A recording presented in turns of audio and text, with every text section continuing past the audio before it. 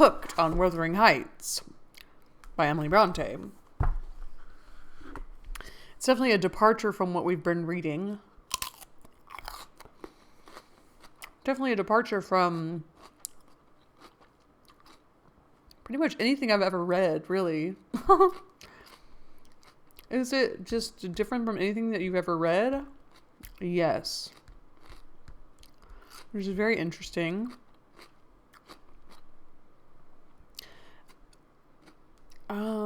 Emily Bronte just seems so like, it does seem so like in your face. The content. I was going to pull up this article and read on more because it's just, to understand the story's enduring power, you must go back to the source. For some readers, Bronte's novel is the interminable story of two terrible people determined to destroy everybody around them. Yeah, it's those two people, like I said last time, like twins or like bestest friends, but they hate everybody around them, right? It often features in the answers to social media prompts about the worst book you had to read for school or classic novels you hate. For others, the novel is one of the greatest love stories of all time. The secret to its enduring strangeness, though, it has always been both. Wuthering Heights is a story in which love is an all-encompassing obsession that destroys anything in its path. Ooh. Not sustainable. When you look at it that way. Wow. These aspects of love, the novel tells us, are both fundamental. One is not more truly love than the other. Love is not the foundation of a shared life or a self-contained, if tragic, story. It's something more real than reality, both intrinsic and incompatible with human life. Whoa.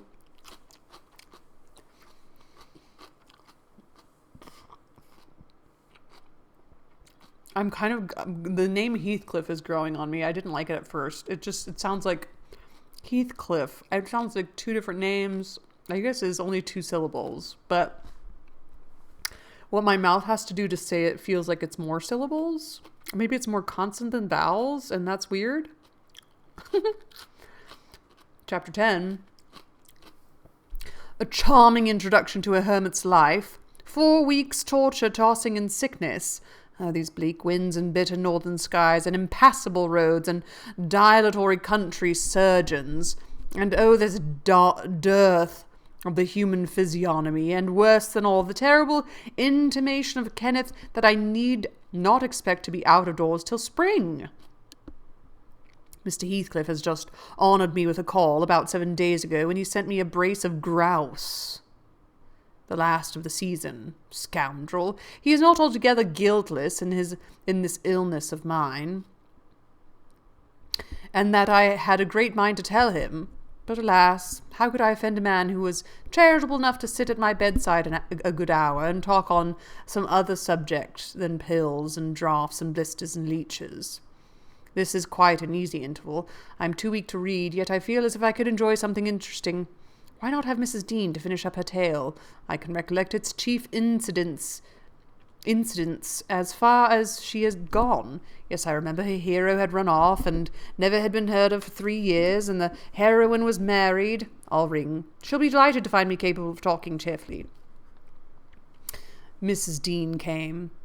It wants 20 minutes, sir, to taking the medicine. It wants 20 minutes to taking the medicine, she commenced. Away with it, I replied. Away! I desire to have. The doctor says you must drop the powders. Oh, my heart, don't interrupt me. Come and take your seat here. Keep your fingers from that bitter phalanx of the vials. Draw out your knitting of your pocket. That will do. Now continue the history of Mr. Heathcliff from where you left off to the present day. Did he finish his education on the continent and come back a gentleman? Or did he get a sizar's place at college? A sizar's? sizers. Sizer. Cesar. Sizer. Oh, Sizer. An undergraduate at Cambridge University or Trinity College in Dublin, receiving financial help from the college and formerly having certain menial duties. Sizer. Or escape to America and earn honours by drawing blood from his foster country. Or make a fortune more promptly on the English highways. He may have done a little in all these vocations, Mr. Lockwood, but I couldn't give my word for any. I stated before that I didn't know how he gained his money. Neither am I aware of the means he took to raise his mind from the savage ignorance into which it was sunk. But, with your leave, I'll proceed in my own fashion if you think it will amuse and not weary you. Are you feeling much better this morning? Much. That's good news. I got Miss Catherine and myself to Thrushcross Grange, and to my agreeable disappointment she behaved infinitely better than I dared to expect. She seemed almost over-fond of Mr. Linton, and even to his sister she showed plenty of affection. They were both very attentive to her comfort, certainly. It was not the thorn bending to the honeysuckles, but the honeysuckles embracing the thorn. Oh. These servants and maids and stuff just know way too much. There were no mutual concessions. One stood erect, and the others yielded. And who can be ill-natured and bad-tempered when they encounter neither opposition nor indifference? I observed that Mr. Edgar had a deep-rooted fear of ruffling her humour. He concealed it from her, but if he ever heard me answer sharply, or saw any other servant grow cloudy at some imperious order of hers, he would show his trouble by a frown of displeasure that never darkened on his own account. He, many a time, spoke sternly to me about my pertness, and averred that the stab of a knife could not inflict a worse pain than he suffered at seeing his lady vexed. We'll see what happens when a girl like Catherine just gets whatever she wants and never has to be vexed. Not to grieve a kind master, I learnt to be less touchy, and for the space of a half-year the gunpowder lay as harmless as sand, because no fire came near to explode it. Catherine had seasons of gloom and silence now and then. They were respected with sympathizing silence by her husband, who ascribed them to an alteration in her constitution produced by her perilous illness, as she was never subject to depression of spirits before. The return of sunshine was welcomed by answering sunshine from him. I believe I may assert that they were really in possession of deep and growing happiness. It ended. Well, we must be for ourselves in the long run. The mild and generous are only more justly selfish than the domineering, and it ended when circumstances caused each to feel that the one's interest was not the chief consideration in the other's thoughts. On a mellow evening in September, I was coming from the garden with a heavy basket of apples which I had been gathering. It had got dusk, and the moon looked out over the high wall of the court, causing undivined shadows to lurk in the corners of the numerous projecting portions of the building. I set my burden on the house steps by the kitchen door, and lingered to rest and draw in a few more breaths of soft, sweet air. My eyes were on the moon and my back to the entrance when I heard a voice behind me say, "Nellie, is that you?"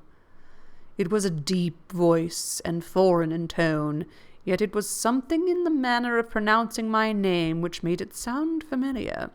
I turned about to discover who spoke, fearfully, for the doors were shut, and I had seen nobody on approaching the steps. Something stirred in the porch, and moving nearer I distinguished a tall man, dressed in dark clothes, with dark face and hair. He leant against the side, and held his fingers on the latch, as if intending to open for himself. Who can it be, I thought? Mr. Earnshaw? Oh no, the voice has no resemblance to him. I have waited here an hour, he resumed, while I continued staring, and the whole of that time all round has been as still as death. I dared not enter. You do not know me? Look, I'm not a stranger. A ray fell on his features.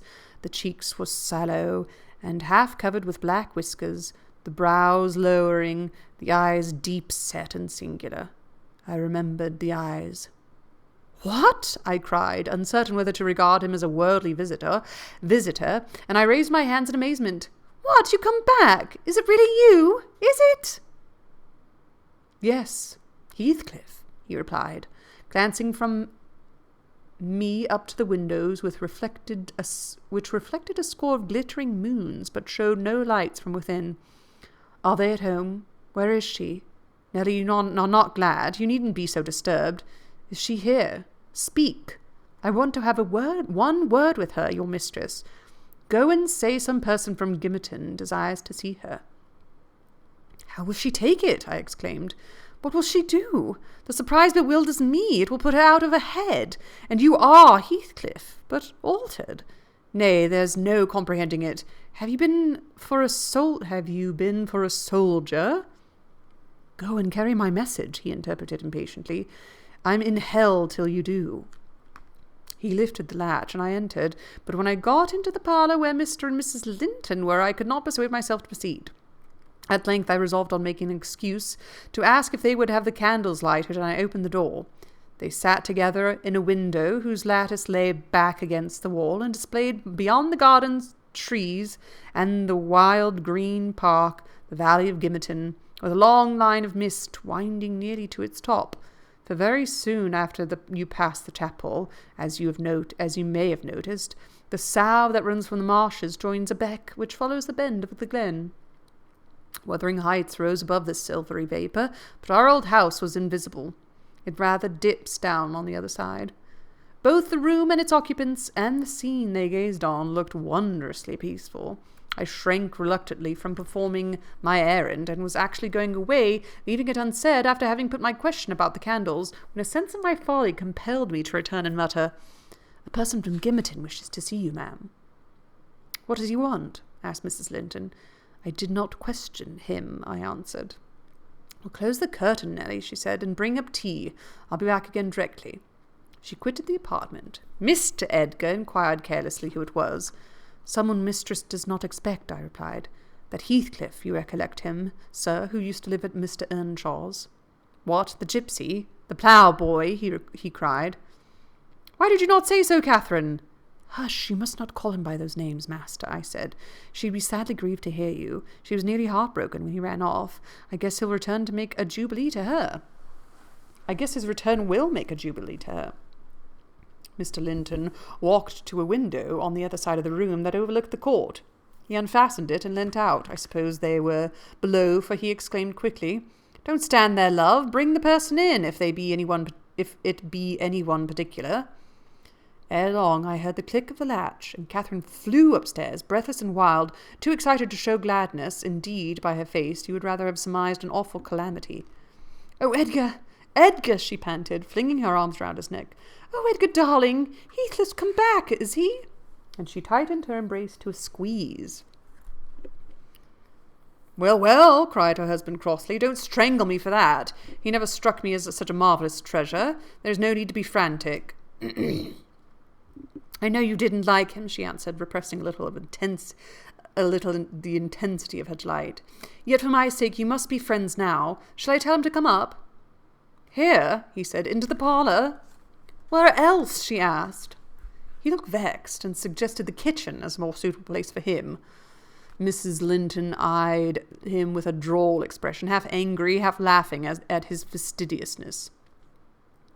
"No," she added after a while, "I cannot sit in the kitchen. Set 2 tables here, Ellen. One for your master and Miss Isabella, with being gentry. The other for Heathcliff and myself, being of the lower orders. Will that please you, dear, or must I have a fire lighted elsewhere? If so, give directions. I'll run down and seek my guest. I'm afraid the joy is too great to be real." She was about to dart off again, but Edgar arrested her. "You bid him step up," he said, addressing me. "And Catherine, try to be glad, without being absurd. The whole household need not witness the sight of your welcoming a runaway servant as a brother." But he was a brother turned lover turned that he loves her and she loves him. I descended and found Heathcliff waiting under the porch, evidently anticipating an invitation to enter. He followed my guidance without waste of words, and I ushered him into the presence of the master and mistress, whose flushed cheeks betrayed signs of warm talking. But the ladies glowed with another feeling when her friend appeared at the door. She sprang forward, took both his hands and led him to Linton, and then she seized Linton's reluctant fingers and crushed them into his. Now fully revealed by the fiery candlelight, I was amazed more than ever to behold the transformation of Heathcliff. He had grown a tall, athletic, well-formed man, beside whom my master seemed quite slender and youth-like. His upright carriage suggested the idea of having been in the army. His countenance was much older in expression and decision of feature than Mr. Linton's. It looked intelligent, and retained no marks of former degradation. A half-civilized ferocity lurked yet in the depressed brows, and eyes full of black fire, but it was subdued, and his manner was even dignified, quite divested of roughness, though too stern for grace. My master's surprise equalled or exceeded mine. He remained for a minute as at a loss how to address the plough-boy, as he had called him. Heathcliff dropped his slight hand, and stood looking at him coolly till he chose to speak. Sit down, sir," he said at length. "Mrs. Linton, recalling old times, would have me give you a cordial reception, and of course I'm gratified when anything occurs to please her." "And I also," answered Heathcliff, "especially if it be anything in which I have a part. I shall stay an hour or two willingly." He took a seat opposite Catherine, who kept her gaze fixed on him as if she feared he would vanish were she to remove it. He did not raise his to her often. A quick glance now and then sufficed, but it flashed back, each time more confidently, the undisguised delight he drank from hers. Ooh, undisguised delight. Ooh. They were too much absorbed in their mutual joy to suffer embarrassment. Not so Mr. Edgar. He grew pale with pure annoyance, a feeling that reached its climax when his lady rose, and, stepping across the rug, seized Heathcliff's hands again and laughed like one beside herself. "I shall think it a dream tomorrow," she cried. "I shall not be able to believe that I've seen you, and touched, and spoken to you once more. And yet, cruel Heathcliff, you don't deserve this welcome, to be absent and silent for 3 years and never to think of me." "A little more than you have thought of me," he murmured. "I heard of your marriage, Cathy, not long since, and while waiting in the yard below I meditated this plan, just to have one glimpse of your face, a stare of surprise perhaps, and pretended pleasure, afterward settle my score with Hindley, and then prevent the law by doing execution on myself. Your welcome has put these ideas out of my mind, but beware of meeting me with another aspect next time. Nay, you'll drive me off again. You were really sorry for me, were you? Well, there was cause. I've fought through a bitter life since I last heard your voice, and you must forgive me, for I struggled only for you." You're saying this in front of her husband? "Catherine, unless we are to have cold tea, please come to the table," interrupted Linton, striving to preserve his ordinary tone and due measure of politeness. "Mr. Heathcliff, Mr. Heathcliff will have a long walk wherever he may lodge tonight, and I'm thirsty." She took a post before the urn, and Miss Isabella came, summoned by the bell. Then, having handed her chairs forward, I left the room. The meal hardly endured 10 minutes. Catherine's cup was never filled. She could neither eat nor drink. Edgar had made a slop in his saucer and scarcely swallowed a mouthful. Their guest did not protract his stay that evening above an hour longer. I asked as he departed if he went to Gimmerton. "No, to Wuthering Heights," he answered. "Mr. Earnshaw invited me when I called this morning." Mr. Earnshaw invited him? And he called on Mr. Earnshaw? I pondered this sentence painfully after he was gone. Is he turning out a bit of a hypocrite and coming into the country to work mischief under a cloak? I mused. I had a presentiment in the bottom of my heart that he had better have remained away. About the middle of the night, I awakened from my nap by Mrs. Linton gliding into my chamber, taking a seat on my bedside and pulling me by the hair to rouse me. "I cannot rest, Ellen," she said by way of apology, "and I want some living creature to keep me company in my happiness. Edgar is sulky because I'm glad of a thing that does not interest him. He refuses to open his mouth except to utter pettish, silly speeches, and he affirmed I was cruel and selfish for wishing to talk when he was so sick and sleepy. He always contrives to be sick, at least cross." I gave a few sentences of commendation to Heathcliff, and he, either for a headache or a pang of envy, began to cry, so I got up and left him. "What use is it praising Heathcliff to him?" I answered. "As lads they have an aversion to each other, and Heathcliff would hate just as much to hear him praised. It's human nature. Let Mr. Linton alone about him, unless you would like an open quarrel between them." "But does not it show great weakness?" pursued she. "I'm not envious. I never feel hurt at the brightness of Isabella's yellow hair and the whiteness of her skin, at her dainty elegance and the fondness all the family exhibits for her. Even you, Nelly, if we have disputes sometimes, you back Isabella at once, and I yield like a foolish mother. I call her a darling and flatter her into a good temper. It pleases a brother to see her cordial, and that pleases me. But they are very much alike. They are spoiled children, and fancy the world was made for their accommodation. And though I humour both, I think a smart chastisement might improve them all the same." "You're mistaken, Mrs. Linton," said I. "They humour you.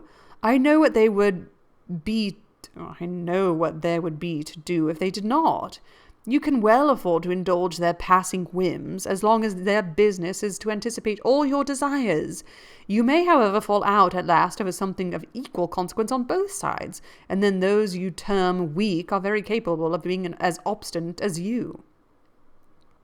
"And then we shall fight to the death, shan't we, Nelly?" she returned, laughing. "No, I tell you, I have such faith in Linton's love that I believe I might kill him, and he wouldn't wish to retaliate." I advised her to value him the more for his affection. "I do," she answered, "but I needn't resort to whining for trifles. It is childish, and instead of melting into tears because I said that Heathcliff was now worthy of anyone's regard, and it would honour the first gentleman in the country to be his friend, he ought to have said it for me and been delighted from sympathy. He must get accustomed to him, and he may as well like him. Considering how Heathcliff has reason to object to him, I'm sure he behaved excellently." "What do you think of his going to Wuthering Heights?" I inquired. "He is reformed in every respect, apparently, quite a Christian, offering a right hand of fellowship to his enemies all round." "He explained it," she replied. "I wondered as much as you." Ooh. "He said he called to gather information concerning me from you, supposing you resided there still, and Joseph told Hindley, who came out and fell to questioning him, of what he had been doing, and how he had been living, and finally desired him to walk in. There were some persons sitting at cards. Heathcliff joined them. My brother lost some money to him, and finding him plentifully supplied, he requested that he would come again in the evening, to which he consented. Hindley is too reckless to select his acquaintance prudently. He doesn't trouble himself to reflect on the causes he might have for mistrusting one whom he has basely injured. But Heathcliff affirms his principal reason for resuming a connection with his ancient persecutor is a wish to install himself in quarters at walking distance from the Grange, and an attachment to the house where we live together, and likewise a hope that I shall have more opportunities of seeing him there than I could have if he settled in Gimmerton. He seems to offer liberal payment for permission to lodge at the Heights, and doubtless my brother's covetousness will prompt him to accept the terms. He was always greedy. Though he grasps with one hand, he flings away with the other." "It is a nice place for a young man to fix his dwelling in," said I. "Have you fear of the consequences, Mrs. Linton?" "None for my friend," she replied. "His strong head will keep him from danger, and a little for Hindley, but he can't be made morally worse than he is, and I stand between him and bodily harm. The event of this evening has reconciled me to God and humanity. I had risen in angry rebellion against Providence. Oh, I've endured very, very bitter misery, Nellie. If that creature knew how bitter, he'd be ashamed to cloud its removal with idle petulance. It was a kindness for him which induced me to bear it alone. Had I expressed the agony I frequently felt, he would have been taught to long for its alleviation as ardently as I. However, it's over, and I'll take no revenge on his folly. I can afford to suffer anything hereafter. Should the meanest thing alive slap me on the cheek, I'd not only turn the other, but I'd ask pardon for provoking it. And as proof, I'll go make my peace with Edgar instantly. Good night. I'm an angel. I love that self-proclaimed angel, because she endured Heathcliff's literal revenge on her and is now back to probably ruin her life. In this self-complacent conviction, she departed, and the success of her fulfilled resolution was obvious on the morrow. Mr. Linton had not only abjured his peevishness, though his spirit seemed still subdued by Catherine's exuberance of vivacity, but he ventured no objection to her taking Isabella with her to Wuthering Heights in the afternoon, and she rewarded him with such a summer of sweetness and affection in return as made the house a paradise for several days, both master and servants profiting from the perpetual sunshine. Heathcliff, Mr. Heathcliff, I should say in the future, used the liberty of visiting at Thrushcross Grange cautiously at first. He seemed estimating how far its owner would bear his intrusion. Catherine also deemed it judicious to moderate her expressions of pleasure in receiving him, and he gradually established his right to be expected. He retained a great deal of the reserve for which his boyhood was remarkable, and that served to repress all startling demonstrations of feeling. My master's uneasiness experienced a lull, and further circumstances diverted it into another channel for a space. His new source of trouble sprang from the not anticipated misfortune of Isabella Linton inviting a sudden and irresistible attraction towards the tolerated guest. She was, at that time, a charming young lady of 18, infantile in manners, though possessed of keen wit, keen feelings, and a keen temper too, if irritated. Her brother, who loved her tenderly, was appalled at this fantastic preference. Leaving aside the degradation of an alliance with a nameless man, and the possible fact that his property, in default of heirs male, might pass into such a one's power, he had sense to comprehend Heathcliff's disposition. To know that, though his exterior was altered, his mind was unchangeable and unchanged, and he dreaded that mind. It revolted him. He shrank forebodingly into the idea of committing Isabella to its keeping. He would have recoiled still more had he been aware that her attachment rose in unsolicited, and was bestowed where it awakened no reciprocation of sentiment. For the minute he discovered its existence, he laid the blame on Heathcliff's deliberate designing. Sinister. We had all remarked during some time that Miss Linton fretted and pined over something. She grew cross and wearisome, snapping at and teasing Catherine continually at the imminent risk of exhausting her limited patience. We excused her to a certain extent on the plea of ill health. She was dwindling and fading before our eyes, but one day when she had been peculiarly wayward, rejecting a breakfast, complaining that the servants did not do what she told them, that the mistress would allow her to be nothing in the house, and Edgar neglected her, that she had caught a cold with the doors being left open, and we let the parlour fire go out on purpose to vex her, with 100 yet more frivolous accusations. Mrs. Linton peremptorily insisted that she should get to bed, and having scolded her heartily, threatened to send for the doctor. Mention of Kenneth caused her to exclaim instantly that her health was perfect, and it was only Catherine's harshness which made her unhappy. "How can you say I am harsh, you naughty fondling?" cried the mistress, amazed at the unreasonable assertion. "You are surely losing your reason. We're not even harsh, tell me." "Yesterday," sobbed Isabella, "and now." "Yesterday," said her sister-in-law, On what occasion? In our walk along the moor, you told me to ramble where I pleased while you sauntered on with Mr. Heathcliff. And that's your notion of harshness, said Catherine, laughing. It was no hint that your company was superfluous. We didn't care whether you kept us with us or not. I merely thought Heathcliff's talk would have nothing entertaining for your ears.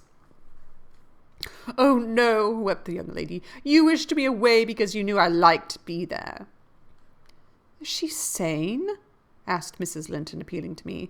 I'll repeat our conversation word for word, Isabella, and you point out any charm it could have had for you. I don't mind the conversation, she asked. I wanted to be with... Well, said Catherine, perceiving her hesitate to complete the sentence. With him, and I won't be always sent off, she continued, kindling up. You are a dog in the manger, Cathy, and desire no one to be loved but yourself. Another dog reference, dog in the manger. You are an impertinent little monkey, exclaimed Mrs. Linton in surprise. But I'll not believe this idiocy. It is impossible that you can covet the admiration of Heathcliff, that you can consider him an agreeable person. I hope I have misunderstood you, Isabella.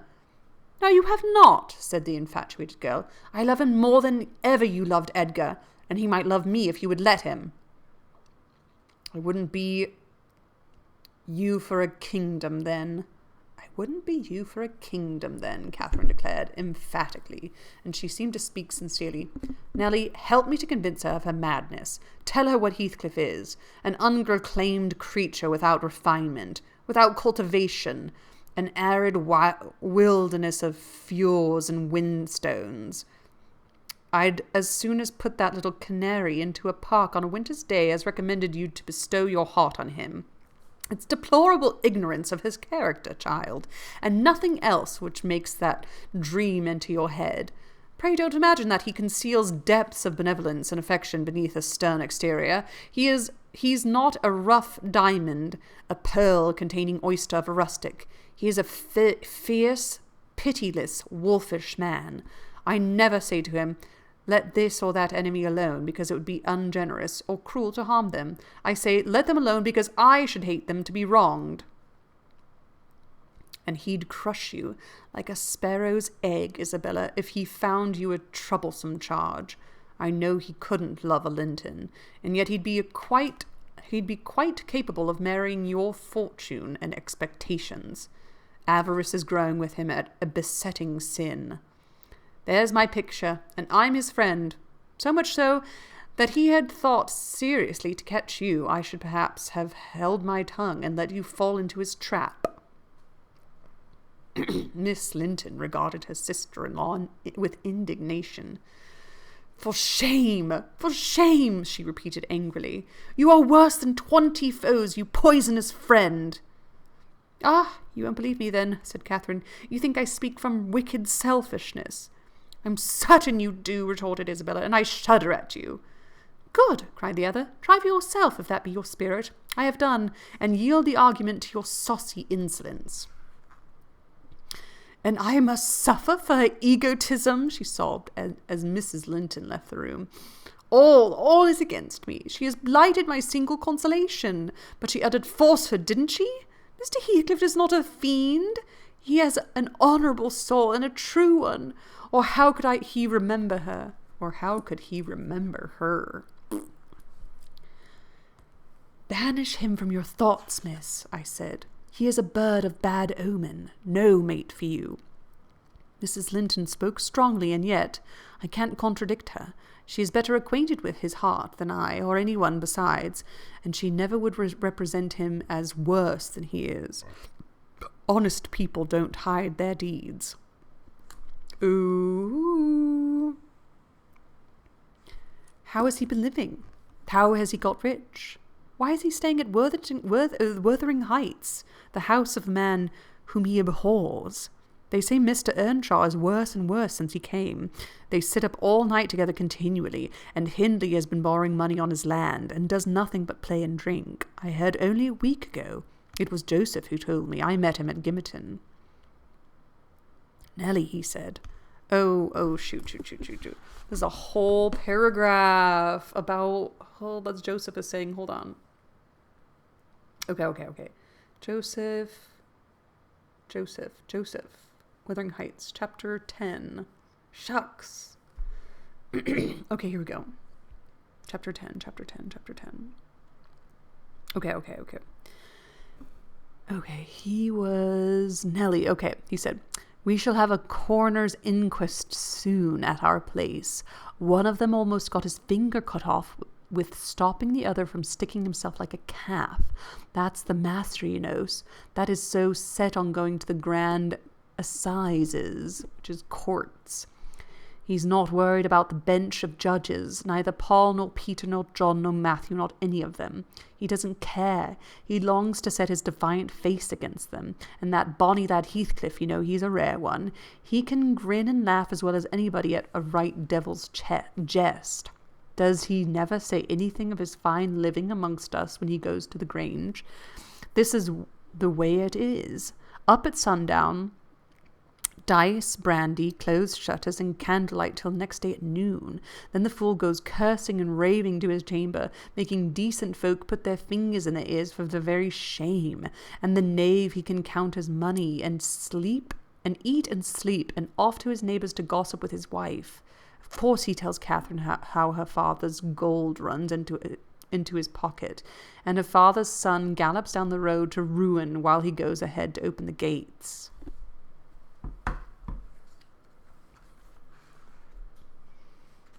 While he goes up the gates. "Now, Miss Linton, Joseph is an old rascal, but no liar, and if his account of Heathcliff's conduct could be true, you would never think of desiring such a husband, would you?" Ooh. "You are in league with the rest, Ellen," she replied. "I'll not listen to your slanders. What malevolence you must have to wish to convince me that there's no happiness in the world." Whether she would have got over this fancy if left to herself, or persevered in nursing it perpetually, I cannot say. She had little time to reflect. The day after there was a justice meeting at the next town. My master was obliged to attend, and Mr. Heathcliff, aware of his absence, called rather earlier than usual. Ooh. Catherine and Isabella were sitting in the library on hostile terms, but silent, the latter alarmed at her recent indiscretion, and the disclosure she had made of her secret feelings in transient fit of passion. The former, on mature consideration, really offended with her companion, and if she laughed again at her pertness, inclined to make it no laughing matter to her. She did laugh as she saw Heathcliff pass the window. I was sweeping the hearth, and I noticed a mischievous smile on her lips. Isabella, absorbed in her meditations or a book, remained till the door opened, and it was too late to attempt an escape, which she would gladly have done had it been practicable. "Come in, that's right," exclaimed the mistress gaily, pulling a chair to the fire. "Here are two people sadly in need of a third to thaw the ice between them, and you are the very one we should both of us choose. Heathcliff, I'm not proud to show you at last somebody that dotes on you more than myself. I expect you to feel flattered. Nay, it's not Nelly. Don't look at her. My poor little sister-in-law is breaking her heart by mere contemplation of your physical and moral beauty. It lies in your own power to be Edgar's brother. No, Isabella, you shan't run off," she continued, arresting with feigned playfulness the confounded girl who had risen indignantly. "We were quarrelling like cats about you, Heathcliff, and I was fairly beaten in protestation of devotion and admiration, and moreover I was informed that if I would but have the manners to stand aside, my rival, as she will have herself to be, would shoot a shaft into your soul that would fix you forever and send my image into eternal oblivion." "Catherine," said Isabella, calling up her dignity and disdaining to struggle from the tight grasp that held her, "I thank you to adhere to the truth and not to slander me, even in joke. Mr. Heathcliff, be kind enough to bid this friend of yours release me. She forgets that you and I are not intimate acquaintances, and what amuses her is painful to me beyond expression." As the guest answered nothing, but took his seat and looked thoroughly indifferent what sentiments she cherished concerning him, she turned and whispered an earnest appeal for liberty to her tormentor. "By no means," cried Mrs. Linton in answer. "I won't be named a dog in the manger again. You shall stay. Now then, Heathcliff, why don't you evince satisfaction at my pleasant news? Isabella swears that the love Edgar has for me is nothing to that she entertains for you. I'm sure she made some speech of the kind, did she not, Helen? And she has fasted ever since the day before yesterday's walk, from sorrow and rage that I dispatched her out of your society under the idea of being unacceptable. I think you belie her, said Heathcliff, twisting his chair to face them. She wishes to be out of my society now, at any rate. And he stared hard at the object of discourse, as one might do at a strange repulsive animal, a centipede from the Indies, for instance, which curiosity leads one to examine in spite of the aversion it raises. The poor thing couldn't bear that. She grew white and red in rapid succession, and while tears beaded her lashes, bent the strength of her small fingers to loosen the firm clutch of Catherine, and perceiving that, as fast as she raised one finger off her arm, another closed down, and she could not remove the whole together, she began to make use of her nails, and their sharpness presently ornamented the detainers with crescents of red. "There's a tigress!" exclaimed Mrs. Linton, setting her free, and shaking her hand with pain. "Be gone, for God's sake, and hide your vixen face. How foolish to reveal those talents to him. Can't you fancy the conclusion he'll draw? Look, Heathcliff, they are instruments that will do execution. You must beware of your eyes." "I'd wrench them off her fingers if they'd ever menace me," he answered brutally, when the door had closed after her. "But what did you mean by teasing the creature in that manner, Cathy? You were not speaking the truth, were you?" "I assure you I was," she returned. "She had been pining for your sake several weeks, and raving about you this morning, and pouring forth a deluge of abuse, because I represented your failings in a plain light for the purpose of mitigating her adoration. But don't notice it further. I wish to punish her sauciness, that's all. I like her too well, my dear Heathcliff, to let you absolutely seize and devour her up." "And I like her too ill to attempt it," said he, "except in a very ghoulish fashion. You'd hear of odd things if I lived alone with that mawkish waxen vixen, that mawkish waxen face. The most ordinary would be painting on its white the colours of the rainbow, and turning the blue eyes black every day or two. They detestably resemble Linton's." "Delectably," observed Catherine. "They are dove's eyes, angels." "She's her brother's heir, is she not?" he asked, after a brief silence. "I should be sorry to think so," returned his companion. "Half a dozen nephews shall erase her title, please heaven. Abstract your mind from the subject at present. You are too prone to covet your neighbour's goods. Remember, this neighbour's goods are mine." "If they were mine, they would be none the less that," said Heathcliff. "But though Isabella Linton may be silly, she is scarcely mad, and in short, will dismiss the matter as you advise." From their tongues they did dismiss it, and Catherine probably from her thoughts. The other, I felt certain, recalled it often in the course of the evening. I saw him smile to himself, grin rather, and lapse into ominous musings whenever Mrs. Linton had occasion to be absent from the apartment. I determined to watch his movements. My heart invariably cleaved to the master's in preference to Catherine's side, with reason, I imagined, for he was kind and trustful and honourable, and she could not be called the opposite, yet she seemed to allow herself such wide latitude that I had little faith in her principles, and still less sympathy for her feelings. I wanted something to happen which might have the effect of freeing both Wuthering Heights and the Grange of Mr. Heathcliff, quietly, leaving us as we had been prior to his advent. His visits were my continual nightmare to me. His visits were a continual nightmare to me, and I suspected to my master also. His abode at the Heights was an oppression past explaining. I felt that God had forsaken the stray sheep there to its own wicked wanderings, and an evil beast prowled between it and the fold, waiting his time to spring and destroy. Oh my. Ominous indeed. Wow. Join me next time for chapter 11. I haven't even looked at the back. How many chapters are there? How many chapters in this book? I don't know why.